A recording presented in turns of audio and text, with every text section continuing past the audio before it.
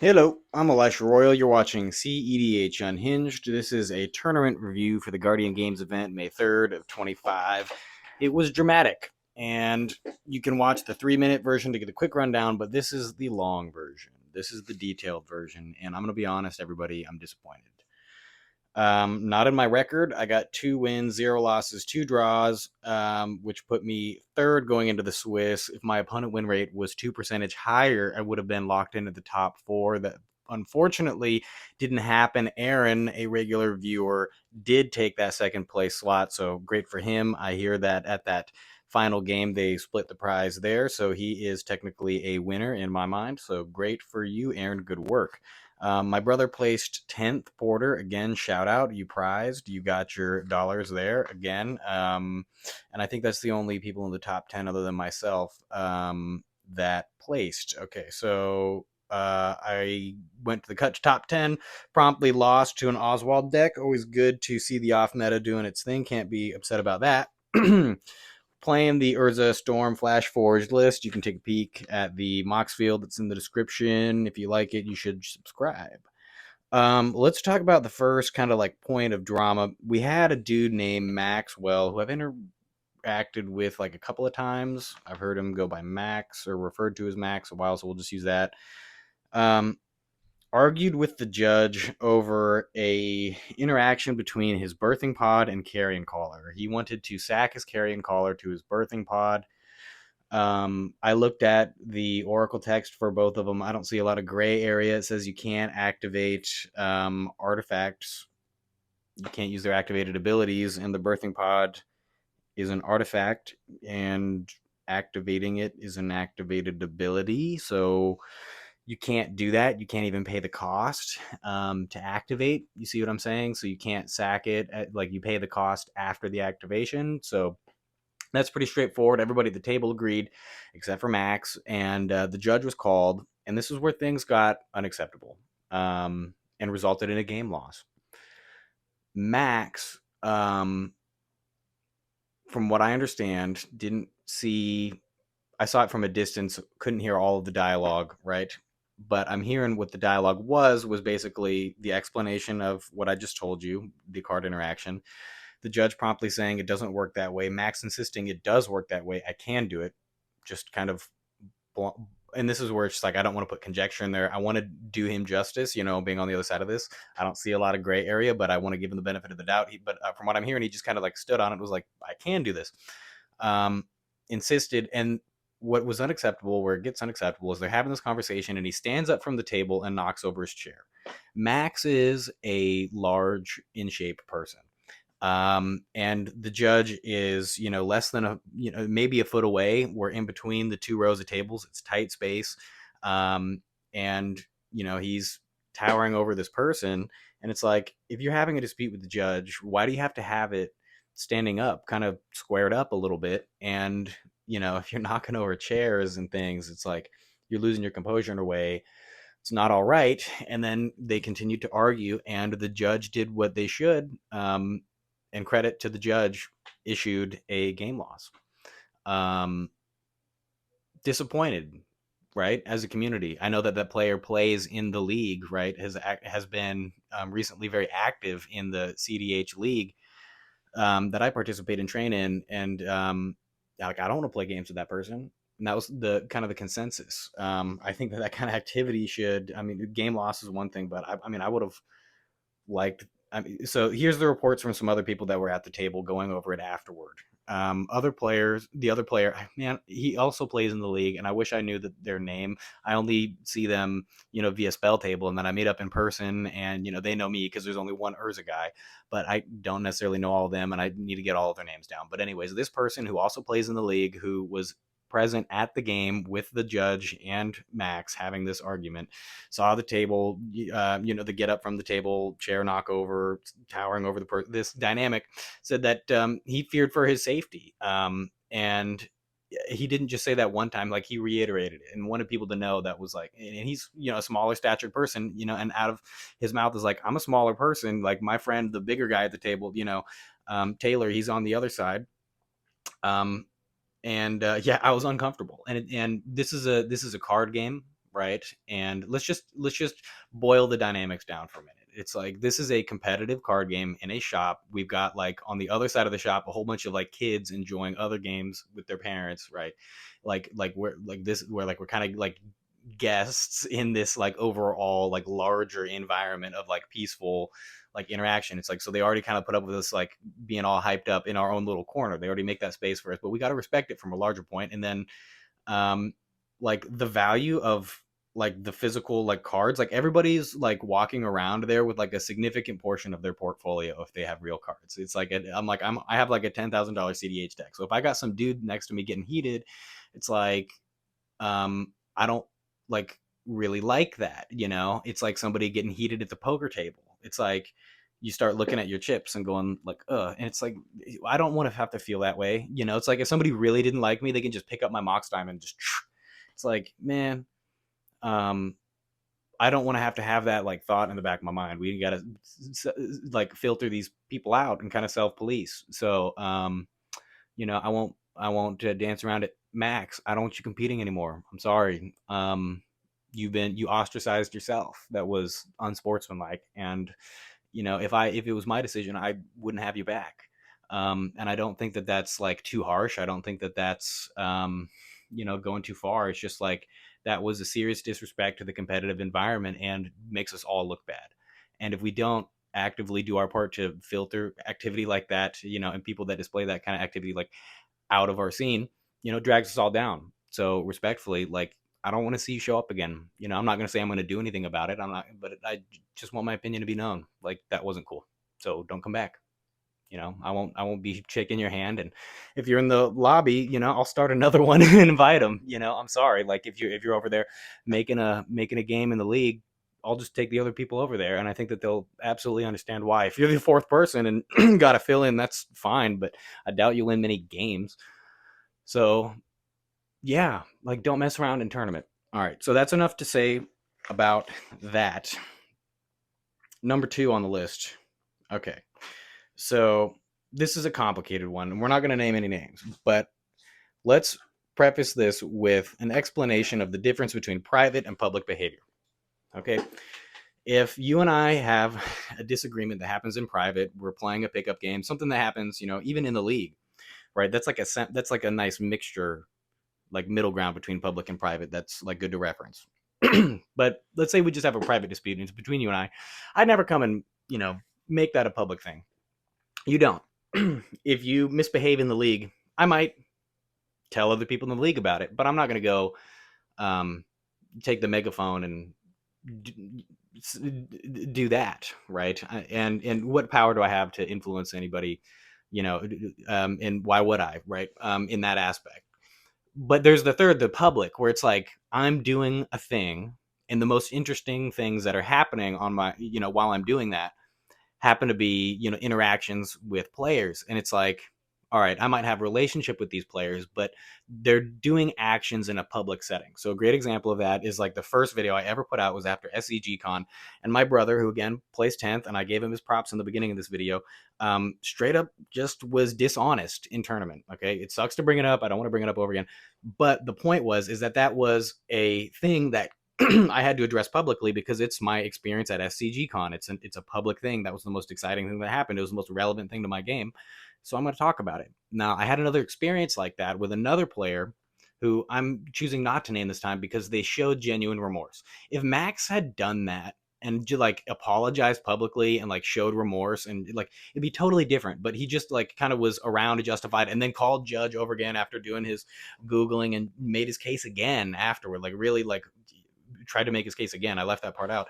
And then just, like, went and hung out on his laptop alone, being ostracized, playing games in between rounds. I don't know how he plays, probably not very well. But the point there is that, like, there's a distinction between private and public action. And this next thing was, like, just a thing that happened while I was playing the tournament that was really interesting, that we need to talk about, because I am disappointed in that kind of behavior. But the player was very immediately overtly regretful about the actions, and then was profusely, sorry about it later. But it's, again, a thing where it's like, it is something I got to address. And so I was playing and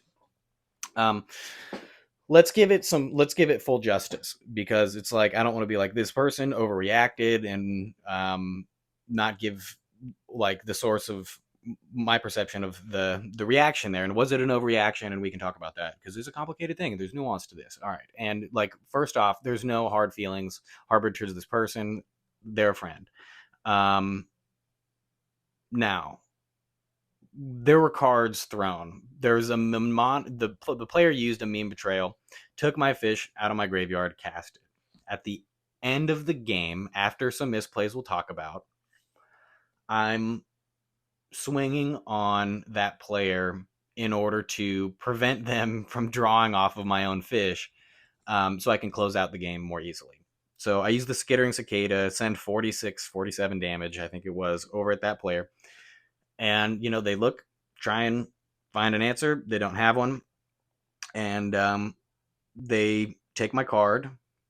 And afterwards, they gave me an explanation that was different from my perception of it. They said that they were just trying to take the card, toss it back over on my board.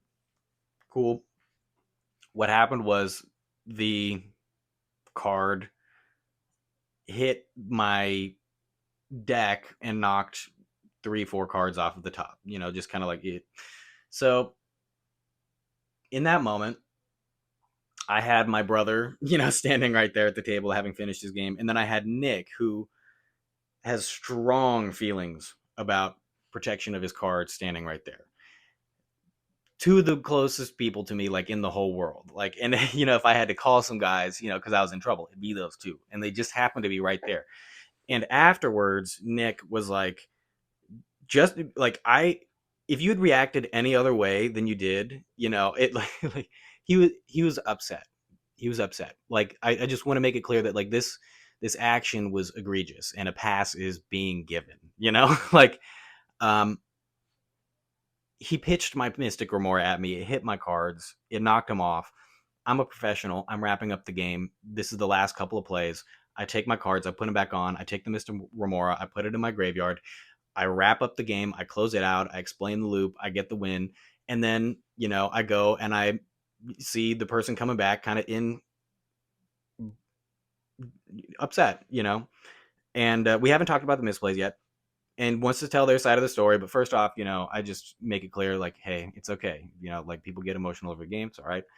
Gave him the, the handshake and the hug and then talked it out from there. But basically they were pointing out that I was a threat and the other people had resources in order to stop me, and they just didn't use them because that player had bled that they had a Force of Will in hand. And it's like the game theory of it was like the player had a misstep and they didn't use it on my Retraction Helix, and it's like, and they forced the other person to use the Force of Will, which ultimately none of those really mattered, but it was just like super inefficient and it was like bullying. But it was also like, and I brought it up with him afterward, I was like, you did bleed the Force, you shouldn't do that. Anyways, but there was a couple of misplays that stemmed from the player who pitched the card threat assessing me correctly and the other players not listening to them, resulting in me winning. You can frame it that way, at least from the perspective of the upset player. I think I just kind of played well, but there were some resources that should have been sent my direction that didn't make it. So what do I have to say about this? There were some misplays by the opponents. That person got upset. They pitched the card. Let's be clear. It's like my deck is worth like what, like $8,000, $10,000. I don't know. I don't really look, but it's expensive. And the individual cards, and it's like I've got a Mishra's Workshop in there. It's like if that was one of the top cards on there and you hit it just right and you really like kind of got it good, I'd be upset about that. But it's more of like there's that, but it's like they're double sleep, whatever. They're not going to get damaged, even if it's the workshop. Okay, but it's a respect thing, you know. It's like I spent money I didn't have, in order to get these cards to come and compete at SCG Con, which was non-proxy, because again, like people like Ian, the Michael Jordan of our sport, come and fly in, and it's like, and I'm glad I did it. And it's like you disrespect the endeavor, It's like I come in and I put my playmat all perfect, and I put my cards in a specific spot, and I do my best to represent my board state. And it's like, and I've got specific sleeves and cards and versions of cards and all. It's like, I do it a particular way, and it's like, man, to disrespect just the way that I play the game by taking my card and throwing it back at me. You know, you got to lose with respect. I've lost a lot of games. Okay, I've lost a lot of games, and if you want to go back to like the least viewed video I've ever put out, it's how to handle loss in cEDH, where I break down in tears, put out a poem about failure, and explain how it relates to the game. It's like I know how to lose at this game. That's not it. Okay, you don't take somebody else's stuff, throw it back at them. Like there's layers to why that's not okay. All right. Um, now, if this has happened privately, you'd never hear a word about it. But this happened in tournament, 47-person tournament, where I happen to do well. I'm putting out videos about every single tournament. This is a notable thing that happened. Regrettably, I got to put it out there. So my point to everybody is be really careful. Have some discretion over your public actions. Okay? Because we need to contrast ourselves and how we carry ourselves next to high-level poker players.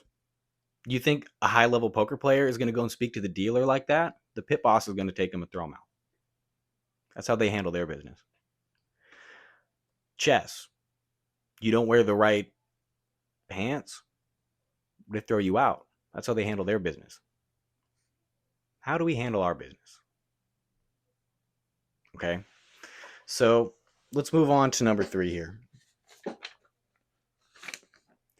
We've got a lack of research on my part because I could have gotten the word from the horse's mouth, but I haven't. So I'm going to give you the rundown the best I know it. There was an explicit deal that was broken in similar fashion to the one that I had talked about with my brother earlier. Sorry to bring that up again. But there's an explicit deal broken considering an untap. So basically, the formula is, hey, opponent over there, if you untap my cradle or whatever resource it was, I believe it was cradle, I will tap it and then use it in order to get resources in order to stop the threat that's over there. It was an explicit deal. And I'm sure that there were stipulations. Maybe there were stipulations. I'm hoping there were stipulations. I assume there were stipulations, but basically, I'm sure it was said that, but you can't win, right?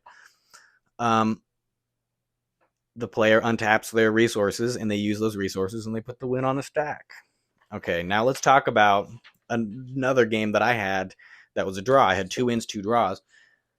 I was in a losing position. I had the way to push. I had a way to present a win, but I couldn't protect it. And so what I did is I took the other 2 players that were losing, and I said, "How about you protect this win? I'll put the win on the stack, and then offer the draw." And you know what I did? I put the win on the stack, protected by those other people, and then I offered the draw, and I got a point when I would have got a loss. So it worked out for me, and I maintained my respect. Okay, and I placed in 3rd. Did well. Really cool. The other person didn't take that route. They just put the win on the stack and took it. Now, I don't like that. I don't operate that way. I find it unacceptable. I think that there should be a system in the top deck where the judge can be told about this situation by the other 3 players at the table. There can be a consensus reached by the judge and the 3 other players. So we're talking 4 other outside observers that can then put a permanent mark on your top deck account. Now, does it affect your standings in any way in the future? No. Does it affect your ability to enter into tournaments? No. Does it affect anything, practically speaking? No. But what that little mark does, and we can tally them, we can rack them up. Some people will try to. But what it does is that when you're sitting down with another person at a tournament, you can tell that person got a tally mark 2 months ago at a tournament, and they were playing the same deck. And that might tell you a little bit about their politics, because what is our option? It's like everybody else is playing in such a way that you don't lie, and then you have these liars that sneak through when the moment counts, right, amongst strangers, and they never pay the social price. And we need a way to fix that. Otherwise, we just get lied to and lose in the moment. Or do we just start lying? That's the problem.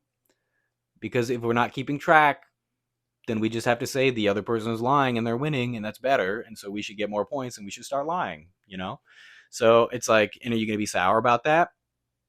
I'm not going to be, I'm not lying as of now, But my point is, if we don't figure out a way to politic as a group cohesively against the liars, I'm going to start switching sides pretty fast. I have never done that before, and I don't plan on it anytime soon, and I don't think I'd be very good at it if I tried. However, um, maybe the next time I put the win on the stack and it super counts, I just take it, even though I just told this person, like, he made all these stipulations, like, you're not going to, like, screw me and, win at flash speed on the next turn. And I'm like, I'm not going to do that. I'm going to, I wouldn't do you like that. And I was honest, and I didn't, but I could have. And so it's like, well, is that just me being a sucker? I don't know. It's feels better for me, sleeping at night and politicking in the future, and carrying weight as a player, to just put the draw on the stack and not be a scumbag, But that's up for debate, I guess. It is. All right, so we had explicit deal breaking. We had some unsportsmanlike conduct with the judge, resulting in a game loss. We had some thrown cards. We had me performing pretty well. My brother performing pretty well. Aaron, again, shredding. Great work on Agila. But it feels sour, man. It's like, we don't need to be doing this. We shouldn't be doing this. We shouldn't be playing this way. We shouldn't be behaving this way towards one another. And we shouldn't be tolerating from one another. Right? I was really happy to see the amount of support that the judge got from all the surrounding players in, the cEDH scene. After the incident with Max, but ultimately it's like, the dude played the next round shamelessly, right? If it was me, I'd be mortified and want to leave. Like, nobody wants me here, I'm gonna leave. But whatever, stuck around. Who wants to be in a space where people don't want you there? Apparently Max. And then again, it was nice to see the amount of support they got, but the whole thing makes me feel sour. And then it's like, okay, there's this player that I respect, that I'm friends with, that throws my cards, and it's like, okay, it's like, am I super upset about it? Like, no, but would I have rather that not happened? Yes. Does it make, like, does it degrade the whole scene, kind of, and lower the respect level for all of us, where, like, some of the top players are behaving that way? It's like, it does. Would I rather that not happen? Yeah, I would rather that not happen. And then lying, it's like, geez, man, can we figure something out where we don't have, like, scumbags getting points for being scumbags? Can the honest people among us figure that one out? I don't know. Maybe. I mean, I offered my solution. Put the check marks down on the top deck. Do you have a better solution? Okay. That's all I got for you for the moment. But dude, Urza Storm Flash Forge has legs. There's an extended video primer. There's a playlist over that you can watch. But let's shape up, gentlemen, ladies, people in between. It's not good how we're navigating our competitive scene, and what we're tolerating here. We can upgrade. And I'm tired of saying that. I'm not like, I don't think I'm asking for too much. Straight up. I don't think I'm asking for too much to be like, let's not be getting game losses for knocking over chairs and towering over our judges and throwing each other stuff and lying to each other. It's like, shape up. All right. cEDH Unhinged, Elisha Royal. Subscribe, please subscribe. And take it easy.